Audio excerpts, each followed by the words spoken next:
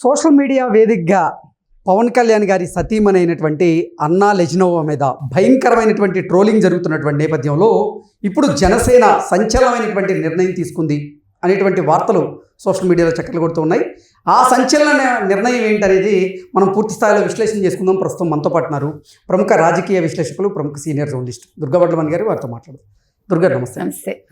అన్నా లెజినోవా మీద ఇప్పుడు సోషల్ మీడియా వేదికగా భయంకరమైనటువంటి ట్రోలింగ్ జరుగుతూ ఉంది.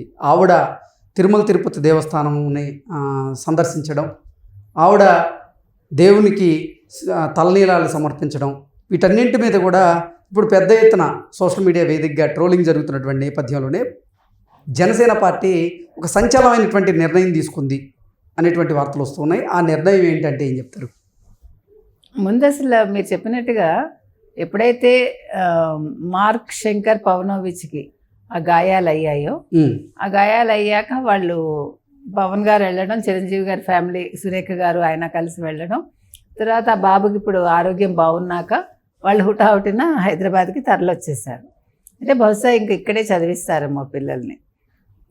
అది పక్కన పెడితే ఈవిడ మొక్కుకున్నారు ఏదో బాబుకి అలా అయ్యాక.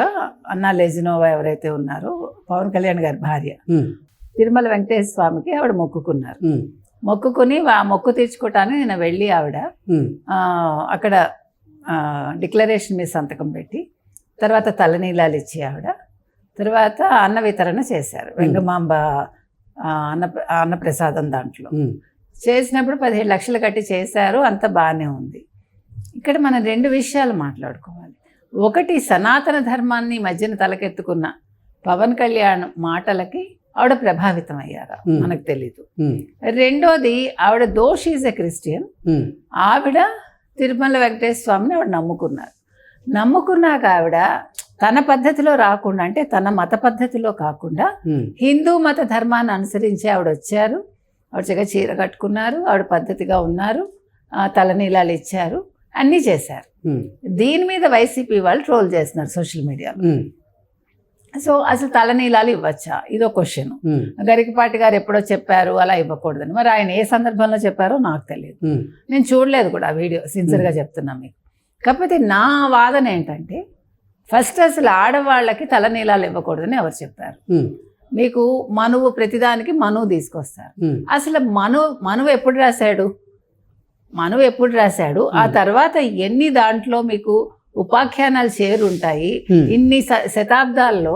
ఇప్పుడు మీరు ప్రతి దాంట్లో కూడా మీకు మారుతూ ఉంటాయి. ఇప్పుడు పద్యాలు ఎవరో రాస్తారండి, కొన్ని పద్యాలు మీకు కాలగమనంలో కాలగర్భంలో కలిసిపోతాయి. అప్పుడు దాన్ని ఏం చేస్తారు, పూరిస్తారు కొంతమంది. మీకు అదే శైలిలో పూరించే వాళ్ళు ఉంటారు. అలా చాలా జరిగాయి మనకి. మీరు ఏ కావ్యాలు తీసుకున్నా చాలా కావ్యాల్లో ఆ రకంగా జరిగింది. అదేవిధంగా మనువు చెప్పింది కూడా ఒరిజినల్ అది అయి ఉండదు. ఆడవాళ్ళు ఇలా ఉండాలి, ఆడవాళ్ళు అలా ఉండాలని మనువు చెప్పి ఉండరు. కాకపోతే మనువుకు ఆపాదిస్తున్నారు నా ఉద్దేశం. రెండోది, మీకు ఒక కాలంలో, అంటే మీరు ఇంచుమించు ఇతను ఎవరు, కందుకూరి వీరేశలింగం గారు 18th సెంచరీ నుంచి 19th సెంచరీ వరకు ఆయన ఉన్నప్పుడు ఆయన ఏం చేశారంటే, విధవా వివాహాలకి ఆయన విధవా వివాహాలు అంటే పునర్వివాహం, ఆడపిల్లలకి భర్త పోయాక ఆయన ఎన్నో వివాహాలు చేయించారు. ఎంత ఘోరం అంటే ఆ రోజుల్లో ముక్కుపచ్చలారని పిల్లలు అంటాం మనం. అందుకే కదా గురజాడ అప్పారావు గారు పూర్ణమ్మ కథ రాశారు. అంటే అప్పుడు అది మూఢాచారం.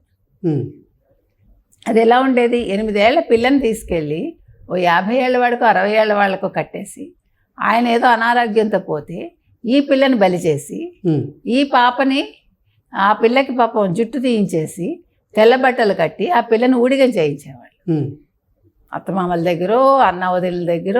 ఆ తర్వాత ఎన్ని రకాలుగా వేధింపులు ఉంటాయంటే ఇంకా అసలు మనం చెప్పలేం. లైంగిక వేధింపులు ఉంటాయి, శారీరకంగా ఆ పిల్ల కష్టపడాలి, నిద్రపోవడానికి ఉండదు, వాళ్ళ లైఫ్ ఇంకా వాళ్ళకి లేదు. ఒక మీకు కట్టుబానిసలని మనం అనుకుంటాం కదా, ఈ ఆడపిల్లలు అలా కట్టుబానిసల్లాగా బతికారు. ఎంతమందో, నా చిన్నప్పుడు నేను మా ఇళ్లలో ఎంతమందిని చూశాను, మీరు నమ్మరు. గోరింటాకు పెట్టుకోవాలని ఉంటుంది, పెట్టుకోనివ్వరు. జుట్టు పెంచుకోవాలని ఉంటుంది, పెంచుకోనివ్వరు. వాళ్ళే వెక్కిరిస్తారు, ఆడవాళ్లే వెక్కిరిస్తారు. పెట్టుకుని చూడు, జుట్టు పెంచుకుంటోంది చూడు, ఇవన్నీ నేను చూశానండి. నేననేది ఏంటంటే, అందుకనే కందుకూరి వీరేశలింగం గారు ఒక పెద్ద రెవల్యూషన్ అది. రేపు ఆయన బర్త్డే, రేపు జయంతి అయింది. రేపు జయంతి రోజు నిన్న ఇది జరగడం, ఈ ట్రోల్స్ రావటం అనేది చాలా బాధాకరమైన అంశం. ఎందుకంటే జుట్టు అప్పుడు ఎందుకు ఇచ్చేవాళ్ళంటే అప్పుడు బ్రాహ్మణ కుటుంబాల్లోనే ఇది జరిగేది. ఆ విధవలు జుట్టు తీసేసేవాళ్ళు కాబట్టి మిగతా వాళ్ళని జుట్టు తీయనిచ్చేవాళ్ళు కాదు. బ్రాహ్మణులు కాని వాళ్ళందరూ జుట్లు ఇచ్చేవాళ్ళు. ఇటీవల కాలంలో ఆఫ్లేట్ అందరూ కూడా ఇస్తున్నారు. ఈవెన్ బ్రాహ్మిన్స్ మొక్కుకుని జుట్లు ఇస్తారు, బ్రాహ్మిన్స్ కాని వాళ్ళు ఇస్తున్నారు. ఇప్పుడు ఆ డిస్క్రిమినేషన్ లేదు. ఇంకొకటండి, అసలు జుట్టు అందరూ కట్ చేసుకుంటున్నారుగా.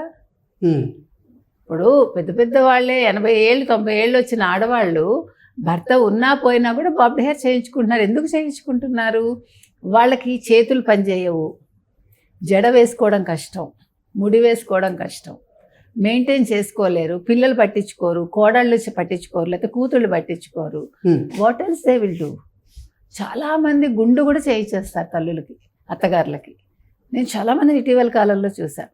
అంటే అందుకని ట్యాబు అనేది లేదండి. ట్యాబులు అనేవి మనం పెట్టుకున్నవి. నువ్వు ఇలా చేయకూడదు, ఆడపిల్లవి, నువ్వు నవ్వకూడదు, ఆడపిల్లవి, నువ్వు కూర్చోకూడదు, ఆడపిల్లవి, నువ్వు మగాడితో మాట్లాడకూడదు. ఎవడు పెట్టాడు? ఇప్పుడు అదే ఆడపిల్లలు అన్నీ చేస్తున్నారుగా. నిన్న కూడా మనం మాట్లాడుకున్నాం. నేను అనేది ఏంటంటేనండి, కాలగమనంలో అన్నీ మారుతాయి. సంప్రదాయాలు అనేవి ఎప్పుడూ కూడా నిలకడగా ఉండదు. సంప్రదాయం అనేది ఇది సంప్రదాయం అని మీరు చెప్పేలోపు రేపు ఇంకో కొత్త సంప్రదాయం వస్తుంది. కాబట్టి సంప్రదాయానికి ఎప్పుడూ కూడా ఇదే అని మనం చెప్పడానికి లేదు. కాలగమనంలో సంప్రదాయాలు మారుతాయి, కొత్త కొత్త సంప్రదాయాలు పుట్టుకొస్తాయి. అదేవిధంగా అన్నా లెజినోవా గారు నిన్న జుట్టు ఇచ్చారు. అది ఆవిడ ఇప్పుడు నిన్న కూడా నేను మాట్లాడా, సాధారణంగా స్త్రీలకు ఎంతో ఇష్టమైనది జుట్టు. ఇప్పుడు స్త్రీలకే కాదు, పురుషులకు కూడా, ఎవరికైనా వాళ్ళకి అందం కేశ సంపదే. సో దాన్ని మనం ఇస్తున్నామంటే ఆ భగవంతుడికి మనం సమర్పించుకుంటున్నట్టు, నాలో నహాన్ని నేను సమర్పిస్తున్నట్టు దేవుడికి. అది అంటే ఇప్పుడు మీరు చూడండి, జుట్టు లేకపోతే మనకి మనమే చూసుకోవడానికి కొంచెం ఇబ్బందిగా ఉంటుంది కదా. సో ఇన్ని రకాల కారణాలు అక్కడ ఉన్నాయి మీకు. ఏది ఏమైనా ఆవిడ వ్యక్తిగతం. అది ఒక పవన్ కళ్యాణ్ గారి భార్యగా ఆవిడని చూసి దాని మీద ట్రోల్స్ చేసి కించపరిచి, ఇది ఎక్కడి సంస్కృతి అండి? ఎందుకండి ఇదంతా? ఇప్పుడు చక్కగా వైసీపీ వాళ్ళ సోషల్ మీడియాలో మంచి మంచి అంశాలు చేసుకోవచ్చు, వాళ్ళు మంచి మంచి మాట్లాడచ్చు. ఎంతసేపు మహిళలను ఎందుకు మీరు కించపరుస్తారు? మహిళలను ఎందుకు కించపరుస్తారని అడుగుతున్నా. మీకు ఎవడిచ్చాడు హక్కు? ఓకే, మన భారతీయుడిని కించపరిస్తే మన అందరం ఒప్పుకోలేదు కదా, తప్పని చెప్పాం మనందరం. అదేవిధంగా మీరు ఒక ఆడ మనిషిని ఎప్పుడు కూడా మీరు కించపరచకండి. వాళ్ళు ఎవరైనా సరే, కింద వాళ్ళ, పై వాళ్ళ, పెద్దవాళ్ళ, అవసరం లేదు. You don't have any right to criticise. అది నేను అనేది. సో ఇలాంటి వాళ్ళకి శిక్ష పడాలండి. ఇంకొకటి, అన్నా లెజినోవా అని ఒక్క విషయంలో మాత్రం మనం అప్రిషియేట్ చేద్దాము. సాధారణంగా మీరు చూసుకోండి, బాలీవుడ్ హీరోలు పెళ్లి చేసుకున్న హిందూ స్త్రీలందరూ కూడా ఎక్కువ శాతం మంది వాళ్ళందరూ కన్వర్ట్ అవ్వడము లేదు. పిల్లలు పుట్టాక పిల్లల పేర్లన్నీ కూడా ముస్లిం పేర్లే ఉంటాయి. అంటే వాళ్ళు ముస్లిమ్స్ని చేసుకుంటే, క్రిస్టియన్స్ని చేసుకుంటే క్రిస్టియన్ పేర్లే ఉంటాయి. వేరాజ్ ఈవిడ విషయంలో ఈవిడ 2 మతాలు పాటిస్తున్నారు, పిల్లలకు కూడా 2 రకాల పేర్లు పెట్టారు. అంటే ఇటు పవన్ కళ్యాణ్ వైపు హిందూ మతం పరంగా పేర్లు పెట్టారు, మళ్ళీ వాళ్ళ పరంగా కూడా ఆవిడ పేర్లు పెట్టడం జరిగింది.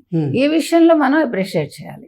అంటే ఆవిడ సనాతన ధర్మాన్ని తెలుసుకుని పవన్ కళ్యాణ్ ఇష్టపడ్డారు కాబట్టి ఆయన ఇష్టాల్లో తను కూడా భాగస్వామ్యం తీసుకుంది ఆవిడ. ఆ విషయంలో మనం మెచ్చుకోకుండా ఆవిడ మీద ట్రోల్స్ చేయటం అనేది చాలా తప్పండి. ఏది ఏమైనా అది అసలు ఆ పిల్లాడికి అలా జరగకూడదు. సరే, అన్ఫార్చునేట్లీ జరిగింది. ఫార్చునేట్లీ ఆ బాబు బాగున్నాడు. మనందరం కూడా సంతోషించాల్సిన అంశం. Okay madam, thank you so much.